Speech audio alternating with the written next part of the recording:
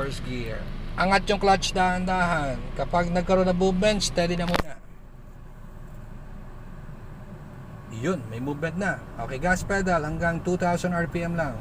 Very light lang sa gas. Habang nakatingin sa malayo. Very light lang sa gas. Very light lang. Very light lang. Very light lang. Ayan, 2,000 na. Release gas. Clutch down. Second gear. Bitaw na ang clutch. Tingin sa malayo. Good. Release na yung clutch. Dahil may planong huminto at galing sa bilis, brake muna. And clutch down na for smooth braking. Alright. Neutral for safety. Try ulit reverse. Isa pa. More. Sa reverse naman. Clutch control lang pag reverse. Kung saan gumalaw, steady na. Huwag munang bitawan kasi bumibilis yan. Steady muna.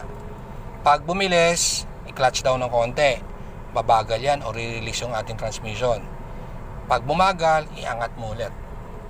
O, check left and right side mirror para maging guide mo habang umatras. Kung saan malapit yung likod, saan napunta ng manibela. Malapit ka sa kanan, saan mo dadalhin manibela? Sir, sa left. Sa kaliwa mo dadalhin kasi mas malapit ka dito. Ayan, tumigil. Angat mo ulit.